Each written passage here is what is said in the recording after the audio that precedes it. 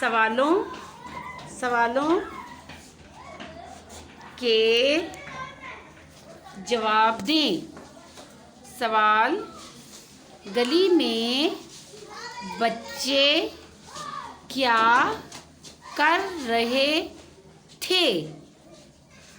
जवाब: गली में बच्चे कांच की गोलियों से खेल रहे थे। सवाल: साफ सुथरे बच्चे के हाथ में क्या था? जवाब: साफ सुथरे बच्चे के हाथ में गेंद और बल्ला था। सवाल: कायदे-आज़म का क्या मतलब है?